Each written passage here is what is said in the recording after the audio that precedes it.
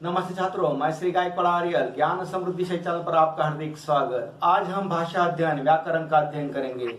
आप इस वीडियो को बार बार देखिए, अपने दोस्तों को शेयर करें और अगर आप पहली बार मेरे इस वीडियो को देख रहे हैं तो मेरा यूट्यूब चैनल ज्ञान समृद्धि को सब्सक्राइब करें। छात्रों, आज हम वर्ण विचार इसका अध्ययन करने वाले हैं। भाषा अध्ययन मतलब व्याकरण में हम वर्ण विचार इस मुद्दे का अध्ययन करने वाले, ये ध्यान रहे। छात्रों, आप एक पहली बात समझ लीजिए, अगर आपको संधि इस मुद्दे को सही ढंग से समझ लेना है, उसका अध्ययन सही ढंग से करना है, तो आपको वर्ण विचार, उच्चारण ये समझना बहुत जरूरी है। इसलिए आज हम देखते हैं वर्ण विचार। बच्चों, यहां पर आपने पिछली कक्षाओं में भी पढ़ा होगा और अपने अनुभव से भी जाना होगा कि विद्यालय में औपचारिक शिक्षा प्राप्त करते समय आपने सबसे पहले वर्ण, मतलब उसे हम मराठी में अक्षर कहते हैं, वर्ण या अक्षर लिखना ही सीखा होगा। जब तक किसी बालक को लिखना नहीं आता तब तक वो ध्वनियों का सिर्फ उच्चारण करता है। इन उच्चारित ध्वनियों को जब लिखकर बताया जाता है तब उनके लिए कुछ लिखित चिन्ह बनाए जाते हैं। ध्वनियों को व्यक्त करने वाले ये लिखित चिन्ह ही वर्ण कहलाते हैं, उसे वर्ण कहते हैं।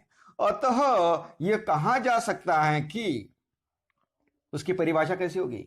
मानव मुख से उच्चरित प्रत्येक ध्वनि के लिखित रूप को वर्ण कहते हैं, उसे वर्ण कहा जाता है।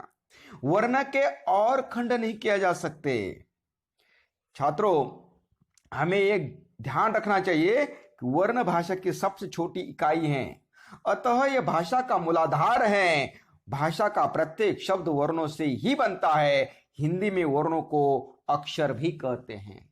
छात्रों, मैं आपको समझाना चाहता हूं कि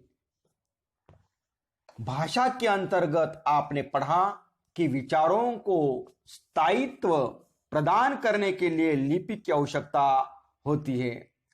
लिपि का संबंध उच्चारण से है। प्रत्येक उच्चारित ध्वनि के लिए एक लिखित चिन्ह की आवश्यकता होती है। जो लिखित चिन्ह हम प्रत्येक ध्वनि के लिए निर्धारित करते हैं वे वर्ण होते हैं, उन्हें वर्ण कहते हैं। छोटी से छोटी उच्चारित ध्वनि के लिए एक चिन्ह होता है, जैसे जल शब्द कौन सा है? जल। जल इस शब्द का निर्माण कैसा हुआ? हलंत ज। हलंत ज मतलब आधा ही ज। जोड़ मतलब धन अ। ज हलंत ज धन अ मिलकर हो गया पूरा ज। उसी तरह से हलंत ल धन अ दोनों का मिलकर हो गया पूरा ल। पूरा ज वर्ण और पूरा ल वर्ण मिलकर हो गया है जल।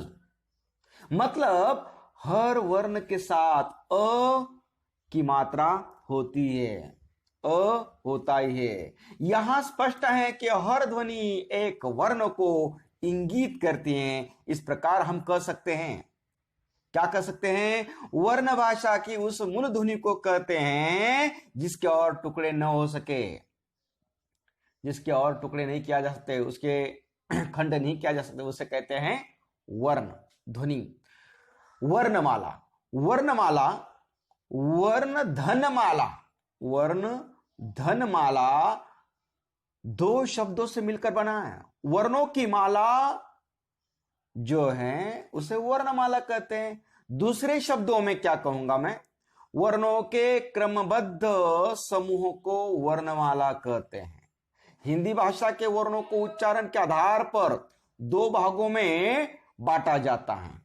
वर्णों को दो भागों में बांटा जाता है, उनके दो भेद है। कैसे? पहला स्वर, दूसरा व्यंजन। मानक देवनागरी वर्णमाला। मानक का मतलब मान्यता प्राप्त। समाज ने, जो साहित्यकार है उन्होंने, जो लिखने के नियम है उन्होंने इसे मान्यता दी, इसे कहते हैं मानक देवनागरी वर्णमाला। देखते हैं स्वर। जिन वर्णों का उच्चारण करते समय किसी अन्य वर्ण की सहायता नहीं लेनी पड़ती वे वर्ण जो है वो स्वर कहलाते हैं, उसे स्वर कहते हैं। आप समझे? जो वर्ण होते हैं ना, वर्ण का मतलब अक्षर, ध्यान रहे, वर्ण मतलब अक्षर। जो अक्षर होते हैं उच्चारण करते समय किसी अन्य वर्ण की, अक्षरों की सहायता नहीं लेनी पड़ती, वो स्वर होते हैं। स्वरों की संख्या कितनी है? 11। कितनी है? 11। कौन से वो? अ, आ, ई, उ, रु। ये जो रु है ना, उसे हम महाराष्ट्र में रु कहते हैं, रूसी का रु, और यूपी, बिहार, दिल्ली इस इलाके में उसे री कहते हैं, री। जैसे हम फिल्म अभिनेता है उसे महाराष्ट्र में ऋषि कपूर कहते हैं, और यूपी बिहार में दिल्ली की ओर उसे ऋषि कपूर कहते हैं, इसलिए उनका उच्चारण दोनों सही है, हम उसे रु कहते हैं। रु, अ, आ, ई, उ, रु, ए, आई, ओ, औ। कुल कितने हो गए? 11 स्वर। स्वरों का उच्चारण करने में लगने वाले समय के आधार पर, ये जो स्वर है ना, इनमें ही किसी का उच्चारण करने के लिए ज्यादा समय लगता है, किसी का उच्चारण करने के लिए कम समय लगता है। तो उच्चारण करने के लिए लगने वाले समय के आधार पर स्वरों के निम्नलिखित 2 भेद हैं। पहला है ह्रस्व स्वर, दूसरा है दीर्घ स्वर। ह्रस्व स्वर किसे कहते हैं? जिन स्वरों को उच्चारण करने में न्यूनतम मतलब कम से कम समय लगता है उन्हें ह्रस्व स्वर कहते हैं। ये संख्या में 4 है जिन्हें उच्चारण करने के लिए कम समय लगता हो। कौन से 4 स्वर है? अ, ह्रस्व मतलब पहली ई, पहला उ और रु, ये 4 स्वर जो हैं वो ह्रस्व स्वर है। दीर्घ स्वर, जिन स्वरों का उच्चारण करते समय ह्रस्व स्वर से दुगुना, डबल समय लगता है, उन्हें दीर्घ स्वर कहते हैं। ये संख्या में 7 है। कितने हैं? 7। आ, ई, उ, ए, आई, ओ, औ, ये 7 है। इनका उच्चारण करने के लिए स्वर जो ह्रस्व स्वर है उनसे दुगुना समय लगता है। प्लुप्त स्वर, ये ध्यान रहे, प्लुप्त स्वर, स्वरों के इन 2 भेदों के अतिरिक्त स्वरों का एक और भी भेद माना जाता है। प्राय संबोधन करते समय अथवा किसी का नाम पुकारते हुए दीर्घ स्वर से भी अधिक समय लगता है। यहां स्वरों का प्रयोग प्लुप्त के रूप में होता है। पुकारते समय जिस स्वर का देर तक उच्चारण होता है, लिखते समय उसी के आगे क्या लिखते हैं? हम मराठी में 3 लिखते हैं ना, 3 का अंक लिखते हैं, 3, उस तरह का उनका चिन्ह होता है। ये 3 की तरह लिख दिया जाता है। जैसे हे राम, राम, रा का उच्चारण मैंने दीर्घ स्वर से भी ज्यादा लिया, राम। उसी तरह से ओम, ओम, ओ का उच्चारण लंबा लिया है, रा का उच्चारण लंबा लिया है। ऐसे स्वरों क्या कहते हैं? प्लुप्त स्वर, और उनका चिन्ह क्या है? मराठी अंक 3 है। उस तरह से छात्रों, व्यंजन जो वर्ण होते हैं, वर्णों के 2 भेद हैं। पहला है स्वर, हमने उसे देखा है। अभी देखते हैं व्यंजन। वे वर्ण जिनका उच्चारण करते समय स्वरों की सहायता लेनी पड़ती है। अ, आ, ई जो स्वर है ना, उनकी सहायता लेकर ही इनका उच्चारण होता है, उसे कहते हैं व्यंजन। व्यंजन वर्णों का उच्चारण करते समय वायु मतलब हवा फेफड़ों से रुककर बाहर निकलती है। फेफड़ा मतलब उसे मराठी में हम कहते हैं फुफ्फुस। उच्चारण के आधार पर व्यंजनों के निम्नलिखित 3 भेद माने जाते हैं। ये ध्यान रहे, कितने भेद माने जाते हैं? 3 भेद माने जाते हैं। कौन कौन से हैं? स्पर्श व्यंजन, दूसरा है अंत्यस्थ व्यंजन, तीसरा है ऊष्म व्यंजन, और चौथा जो है संयुक्त व्यंजन, वो अलग सा है। तो ये पहला देखते हैं स्पर्श व्यंजन। इनके 5 वर्ग होते हैं, मतलब 5 पंक्तियां हैं, और हर पंक्ति में 5 वर्ण होते हैं। जो स्पर्श व्यंजन है इनके 5 वर्ग होते हैं, हर वर्ग में 5 व्यंजन है। हर वर्ग का नाम वर्ग के पहले वर्ण के नाम पर रखा जाता है। जैसे पहली पंक्ति में कौन कौन से वर्ण आते हैं? क, ख, ग, घ, न, न, न, ऐसा उच्चारण उसका ध्यान रहे। इसे जो पंक्ति है पहली, ये कौन सा वर्ग है? उस पंक्ति का पहला वर्ण है क, उसे क का वर्ग इस नाम से पहचाना जाता है। दूसरा वर्ग है च का वर्ग, च, छ, ज, झ, न, न, ये इसे बहुत सारे लोग त्र कहते हैं, लेकिन त्र नहीं, वो भी न है। तीसरा वर्ग है ट का वर्ग, उसमें क्या है? ट, ठ, ड, ढ, न, न बान का जो न होता है वो। अगला चौथा जो वर्ग है वो त का वर्ग, त, थ, द, ध, न, नल का न जो होता है ना वो। बाद में प का वर्ग, पांचवा जो वर्ग है वो है प का वर्ग, प, फ, ब, भ, म। अंत्यस्थ वर्ण कौन से है? य, र, ल, व। ऊष्म व्यंजन श, श, स, ह।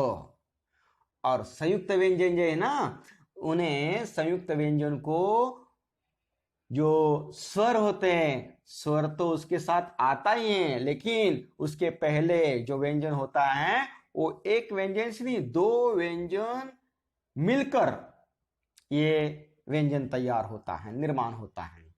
वो कौन से है? क्ष, त्र, ज्ञ, स्र आदि। अभी छात्रों जरा इस पर ध्यान दे, हमने पहले 5 वर्गों में अंतिम जो 5 वर्ण हैं, क के वर्ग में अंतिम शब्द हैं उसे न कहते हैं, वांग्मय, वांग्मय उस तरह से। च का वर्ग का त्र जैसा दिखता है उसे बहुत सारे लोग त्र कहते हैं, लेकिन वो त्र नहीं है, न है, न। ट का वर्ग न, बान का न, त का वर्ग न, नल का न, और प का वर्ग म।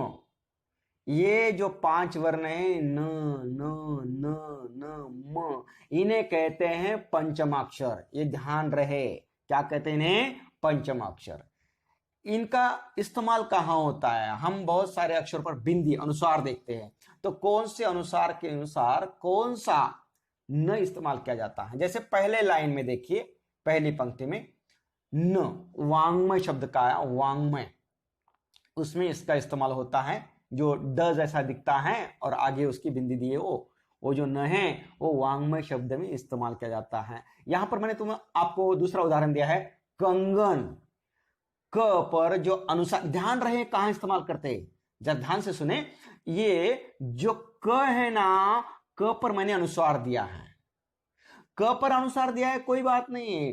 वो क पर जो अनुसार दिया है उसके आगे आया हुआ वर्ण जो है उनके साथ न जोड़ा जाता है। कौन सा? ये ड जैसा दिखने वाला जो न है ना, जो जिसके ऊपर बिंदी लगाई है, अनुसार दिया है, उसके आगे जो वर्ण आया है उसे जोड़ दिया जाता है। तो यहां कौन सा वर्ग आया है? वर्ण आया है ग।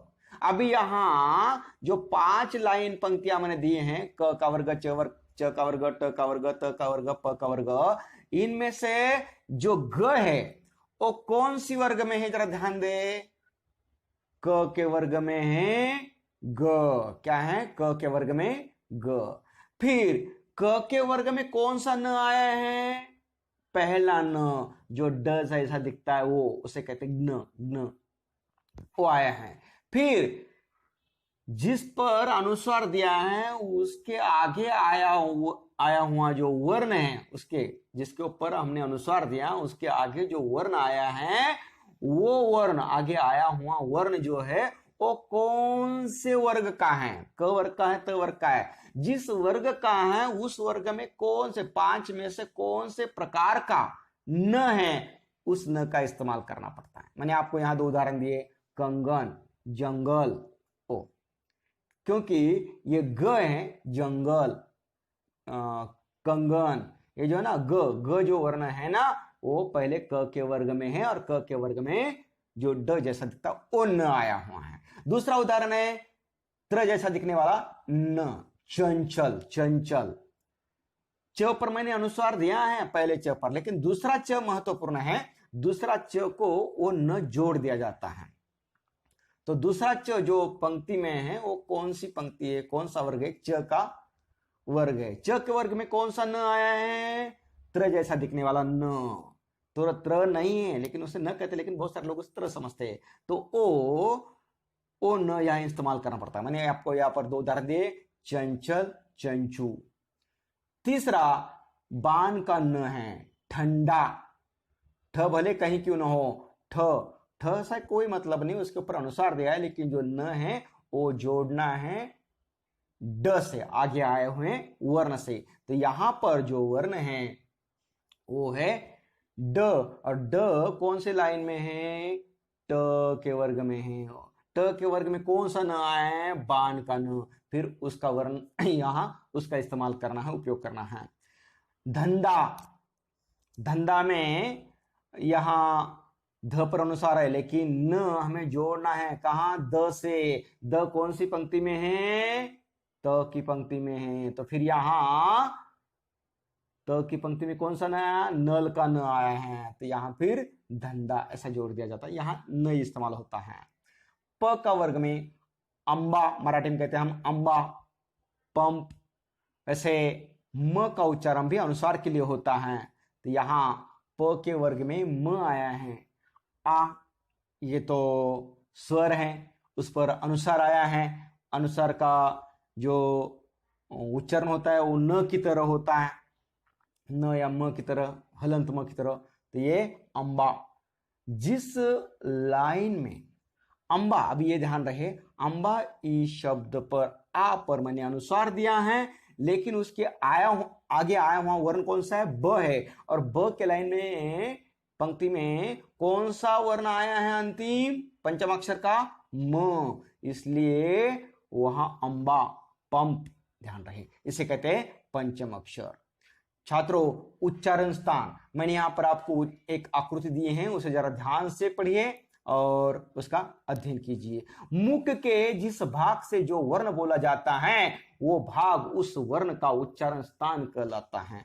कौन से वर्ण का कहां से उच्चारण निकालना जरूरी है? स्थान। कंठ, हम उसे गला कहते हैं मराठी में, कंठ। कंठ में से कौन कौन से वर्णों का उच्चारण होता है? कौन से वर्ण हो?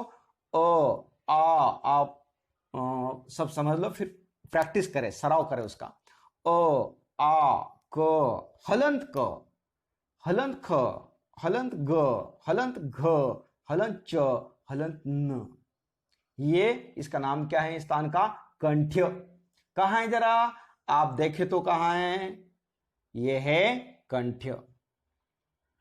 ठीक है। अब दूसरा है तालु। कौन सा? तालु। तालु यानी कि हमारे जुबान का, मुंह में जो ऊपर का भाग होता है उसे कहते हैं तालव्य। तो ये कहां है? कौन से वर्ण हो? ई, ह्रस्व ई, दीर्घ ई, हलंत च, हलंत छ, हलंत झ, हलंत न, हलंत य, हलंत श। ये तालव्य, इनका उच्चारण करते समय जुबान का स्पर्श तालव्य से होता है। तीसरा है मूर्धा, उसे मूर्धन्य कहते हैं। क्या कहते हैं? मूर्धन्य। कौन से है वो? यहां बताएं, रू और ट का वर्ग। ट का जो वर्ग है ना वो पूरा ट, ठ, ड, ढ, न, यहां तक, और ड, र, प, ड, र, व, ड, र, श, यहां तक, और इसे कहते हैं मूर्धन्य। दंत मतलब दांत। हमारे दांतों से कौन से उच्चारण होते हैं? हलंत, सबको हलंत लगाए, हलंत, हलंत, हलंत, हलंत, हलंत न, हलंत ल, हलंत स। इनका उच्चारण करते समय हमारे जुबान का मतलब जीभ का स्पर्श होता है दंत से, मतलब दंतोष्ट। क्या कहते हैं उसे? दंतोष्ट। कौन से हो? दंतोष्ट। उसमें क्या आता है? वो बहुत सारे, और ये जो बताया मैंने वो भी। ओष्ठ मतलब हमारे जो ओठ होते हैं वो, उनके उच्चारण के लिए कौन कौन से वर्ण हैं? दीर्घ उ, ह्रस्व उ, ह्रस्व उ, दीर्घ उ, हलंत प, हलंत फ, हलंत ब, हलंत भ, हलंत म, ये ओष्ठ है। कंठ तालु, कंठ का और तालु का दोनों का उच्चारण कर समय स्पर्श होता है। तो ये कौन से है वर्ण? ए, आई। और यहां पर कौन से हो? ये आई, यहां आकृति में वो बताया गया नहीं। कंठ ओष्ठ, कंठ और ओष्ठ का स्पर्श होता, ओष्ठ मतलब ओठ, ओ औ, ये दोनों। दंतोष्ठ, दंतोष्ठ दांत और ओठ दोनों का स्पर्श होता है, उसे कहते हैं दंतोष्ठ। और वो है वो। नासिका, नाक से सांस ली जाती है और ये पंचम अक्षर के हैं सब। न, न, न, न, म, ये क्या है? नासिका के। छात्रों, यहां हलन चिन्ह, यहां हलन चिन्ह दिया हुआ है। प्रत्येक व्यंजन के लिए निर्धारित लिपि चिन्ह में अस्वर विद्यमान होता है, मौजूद होता है। जब स्वर रहित व्यंजन का प्रयोग करना हो तो उसके नीचे हलन चिन्ह लगाया जाता है। बगैर अ स्वर मिलाए अगर आपको व्यंजन लिखना है तो उसे हलन लगाते हैं। मात्रा चिन्ह, ऊपर हिंदी वर्णमाला के 11 स्वर लिखे गए हैं, इनमें से अ को छोड़कर से सभी स्वरों के लिए मात्रा चिन्ह है। आगे के वीडियो में हम मात्रा क्या होती है उसके बारे में देखने वाले हैं। अ स्वर प्रत्येक व्यंजन में शामिल होता है। जैसे पूरा क कैसा होता है? क पहला है ना, वो कैसा बनता है पूरा क?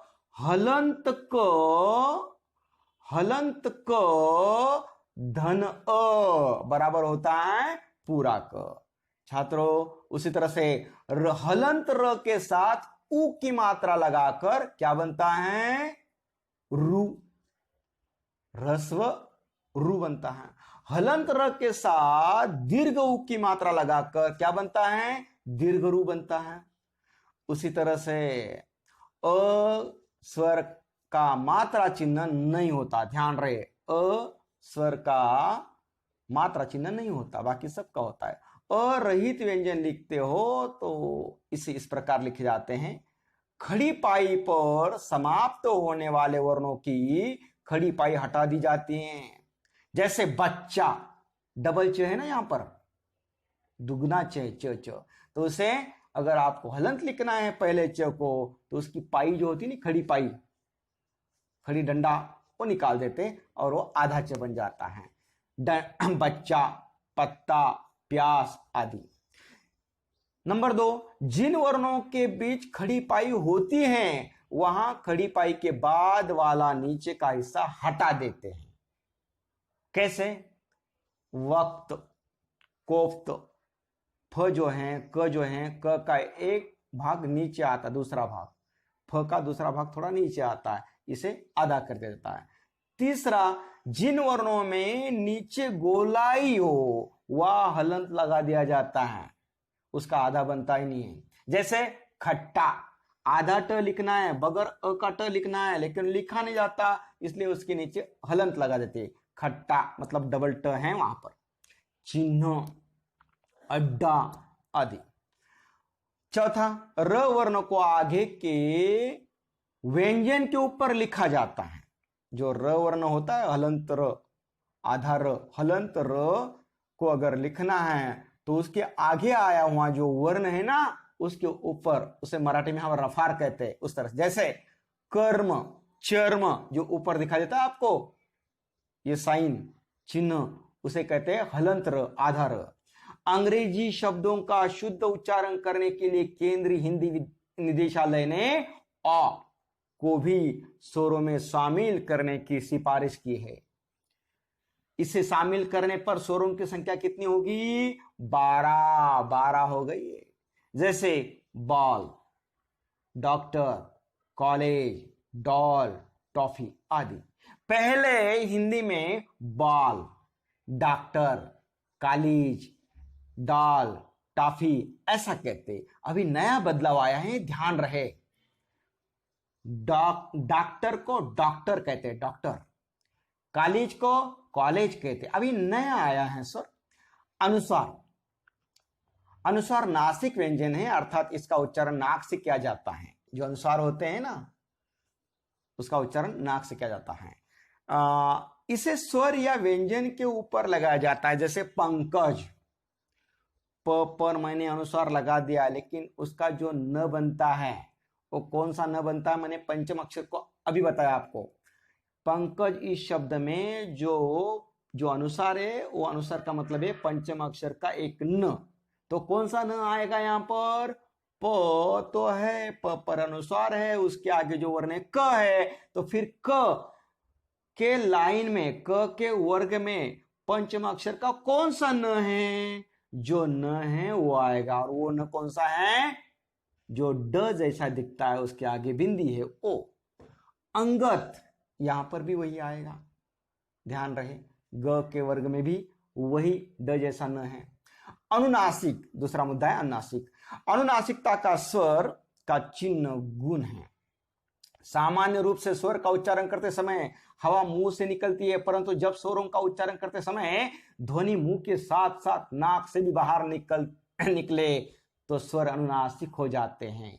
अनुनासिक को चंद्र बिंदु भी कहते हैं। इसका चिन्ह क्या है? ये चंद्र बिंदु। कौन सा है? ये जो चंद्र बिंदु है ना, इसका चिन्ह है। जिन स्वरों की मात्राओं का कोई भी हिस्सा शिरोरेखा, हम शब्दों के ऊपर जो रेखा खींचते हैं ना, उसे अधोरेखित करते, अधोरेखित नहीं, ऊपर जो रेखा खींचते हैं, लगाते हैं रेखा, वो जिन स्वरों की मात्राओं का कोई भी हिस्सा शिरोरेखा के बाहर नहीं निकलता या नहीं निकला होता, वहां चंद्र बिंदु का प्रयोग होता है। जैसे चांद, गांव, पूंछ, कुआं, आंख आदि। दूसरा नियम ध्यान रखें, जिन स्वरों की मात्रा शिरोरेखा के ऊपर निकली हो, जैसे हम ऐ की मात्रा, ए की मात्रा लगाते उस तरह निकली हो, तो वहां अनुनासिक को भी बिंदु से ही लिखा जाता है। जैसे कोमपल, यहां शिरोरेखा जो है उसके ऊपर ओ की मात्रा दी है और उसके वजह से चंद्र बिंदु वहां नहीं लगा सकते, इसलिए खाली वहां अनुस्वार दिया है। कोमपल, चोंच, गोंद आदि। छात्रों, संयुक्त व्यंजन कैसे बने हैं? दो भिन्न व्यंजन ध्वनियों को जब एक अक्षर के रूप में लिखा जाता है तो उन्हें संयुक्त व्यंजन कहते। जैसे कैसा? क्ष क्षत्रिय का जो है ना, उसे कैसा बनाया जाता है? हलंत क धन हलंत श,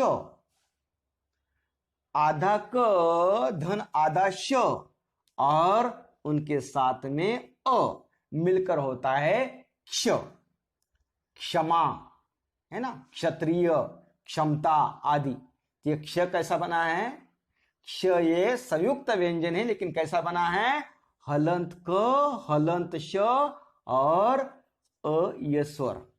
हर वर्ण के साथ, जो व्यंजन के साथ, हर व्यंजन वर्ण के साथ अ होता है। यहां पर भी अ है, लेकिन पहले जो दो व्यंजन है वो संयुक्त व्यंजन है। उसी तरह से त्र कैसा बनता है? हलंत धन हलंत र, धन अ। हलंत हलंत र दोनों मिलकर वहां त्र, हलंत्र हुआ है, उसे अ लगा दिया, पूरा त्र बन गया। अब ज्ञ कैसा बनता है? ज्ञान, विज्ञान, ज्ञापन, यज्ञ। ये जो ज्ञ है ना, उसे मराठी में न्य कहते हैं हम। तो हलंत ज, ध्यान रहे, बहुत जनों को ये समझ में नहीं आता या मालूमात नहीं होता है, आप ध्यान रहे, हलंत ज और हलंत न, ज्ञान, ज्ञान, ज्ञान, न्य। इस तरह से हलंत ज और हलंत न और अ मिलकर होता है ज्ञ, ज्ञ। समझ में आ गया? और यहां पर जो और एक दिया है स्र, हलंत श, धन र, और र भी है वो हलंत र है, और साथ में है अ ये स्वर। तीनों का मिलकर हो गया है स्र। आश्रय, श्रुतलेख, श्रेय आदि। द्वित्व व्यंजन, जब एक व्यंजन ध्वनि अपने समान अन्य व्यंजन से संयुक्त होती हैं, उसे द्वित व्यंजन कहते हैं। जैसे दो व्यंजन एक साथ आते हैं, कैसे उसे कहते हैं? खट्टा, रस्सी डबल स आया है, डबल ट आया है, हट्टा डबल ट आया है, कट्टा आदि, इसे कहते हैं द्वित व्यंजन। ठीक है छात्रों, विसर्ग, विसर्ग का उच्चारण हलंत ह के समान होता है। हलंत ह जो विसर्ग चिन्ह होता है ना, उसे उच्चारण के रूप में कहते हैं हलंत हो। विसर्ग का चिन्ह उपविराम चिन्ह, जो दो बिंदियां लगाई एक के नीचे एक के ऊपर एक साथ, इसका प्रयोग केवल तत्सम शब्दों में होता है, अर्थात वे संस्कृत शब्द जिन्हें हिंदी में वैसा का वैसा ही ले लिया गया है, जैसे प्रायः, प्रायः, संभवतः आदि। वर्ण विच्छेद, वर्ण विच्छेद आपको समझा तो ही आप संधि को समझ पाओगे, नहीं तो नहीं। हिंदी भाषा के समुचित ज्ञान के लिए वर्ण विच्छेद का समझना बहुत आवश्यक है, नितांत आवश्यकता है उसकी। वर्ण विच्छेद के ज्ञान से वर्तनी की अशुद्धियों से बचा जा सकता है। इसके अतिरिक्त उच्चारण तथा वर्ण संयोग को समझने में भी सहायता मिलती है। इतना ही नहीं, वर्ण विच्छेद का ज्ञान हिंदी शब्दकोश देखने में भी सहायता होती है। जैसे औषध शब्द है, औषध ये कैसा बना है? अभी हमने ऊपर वर्ण विच्छेद के पहले वर्ण कैसे बनते हैं वो देखा है। या औषध, औ का जो औ है वो स्वर है, वो पूरा जैसे कैसे लिया जाता है? स्वर किसे कहते हैं?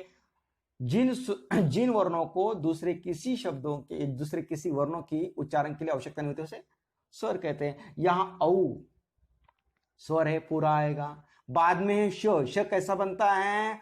हलंत श धन अ मिलकर हो गया पूरा श। फिर है ध कैसा बना है? हलन ध धन अ, फिर औ पूरा श पूरा द हो गया औषध। उसी तरह से प्रेम कैसा बना है? प्रेम शब्द कैसा बना है? हलंत प, हलंत र, और उसके ऊपर एक की मात्रा है, उसे मराठी में हम मात्रा कहते हैं। क्या हो गया? प्रे, प्रे कैसा बनता है? हलंत प धन हलंत र धन ए, प्रे। म कैसा बना है? पूरा म, हलंत म धन अ मिलकर हो गया म, प्रेम। कृति शब्द, कृति शब्द कैसा बना है? हलंत क, जो कृष्ण लिखते हैं हम कृष्ण, तो उसकी जो नीचे लगाई हुई मात्रा होती है ना, वो रू के ऊपर होती है, उसे कहते हैं रू। कृष्ण की क्रू होती है ना, उसी तरह हलंत क उसके साथ लगा दिया रूसी का रू, हो गया क्रू। समझे आप? रू क्या है? स्वर है। 11 स्वरों में रू एक स्वर है। तो यहां क्रू शब्द कैसा निर्माण हुआ है? हलंत क धन रू, रू ये स्वर है, हो गया क्रू। फिर बाद में ती कैसा बना है? हलंत रस्व ई है उसे, तो यहां धन ई कृति, अत्यधिक अ स्वर है इसलिए पूरा है। बाद में हलंत आधा है तो उसे हलंत कहते, उसे धन हलंतीय, अ मिलकर हो गया अत्य। धी कैसा बना है? हलन ध धन ह्रस्वई, हो गया धी। क कैसा बना है? हलंत क धन अ मिलकर हुआ है क, अत्यधिक। मोहक, म हलंत म धन ओ, हलंत म मतलब आधा म उसके साथ जोड़ दिया ओ, हो गया मो। क्या हो गया? मो। हक हलंत ह धन अ का हो गया पूरा ह। क हलंत क धन अ हो गया पूरा क, हो गया मोहक। स्वतंत्रता, जो शब्द है स्वतंत्रता, वो कैसा बना है? हलंत स हलंत व, हो गया स्व, स्व हलंत हो गया, उसके साथ अ जोड़ दिया, पूरा सो हो गया। तो हलंत बाद में आधा त, उसके ऊपर अनुसार है, अनुसार के लिए ए लगा दिया है।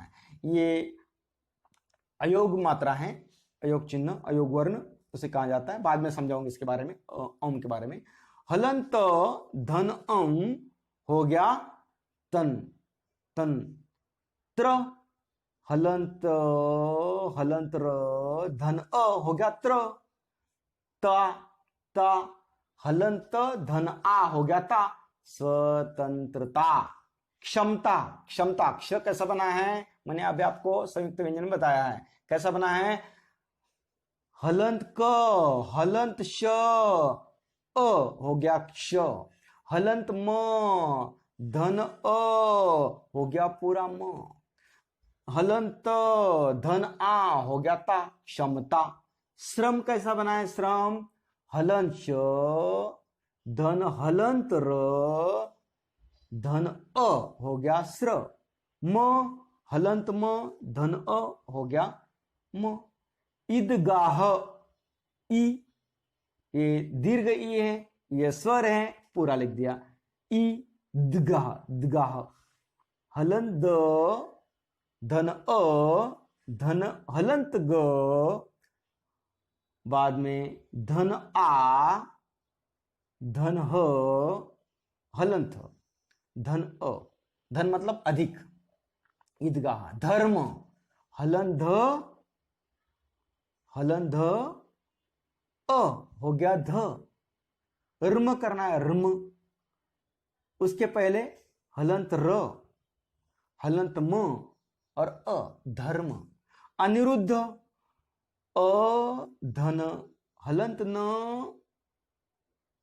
नी, अनि, तो न को कौन सी लगेगी, रस्वई, फिर हो गया अनि, रु, हलंत र, उसके साथ जोड़ दिया रस्व उ, हो गया रु। द तो हलंद है, हलंध हो गया द, और उसे अ लगा दिया तो पूरा ध हो गया। प्रौढ़, प्रौढ़ शब्द कैसा बनता है, हलंत प, हलंत र और औ हो गया प्रौ, प्रौ। ढ हलंत ढ, धन हो गया ढ, प्रौढ़। कृष्ण हलंत क, धन रु हो गया क्रू, हलंत श का हो गया आधा श, और जोड़ दिया न को तो हलंत न, धन हो गया पूरा न, कृष्ण। विज्ञान शब्द कौन सा है, विज्ञान।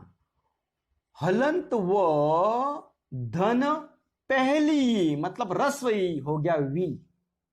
ज्ञान, ज्ञ शब्द कैसा बना है, ज्ञ वर्ण कैसा बना है, हलंत ज, धन हलंत न, धन हो गया ज्ञा, बाद में धन हलंत न, धन हो गया न। छात्रों ये हो गया विज्ञान। छात्रों यहां पर वर्ण विचार जो मुद्दा है वो समाप्त होता है। इस वीडियो को आप बार बार देखें और अपने दोस्तों को शेयर करें। अगर आप पहली बार मेरी इस वीडियो को देख रहे हो तो ज्ञान समृद्धि शाही चैनल को सब्सक्राइब करें। धन्यवाद।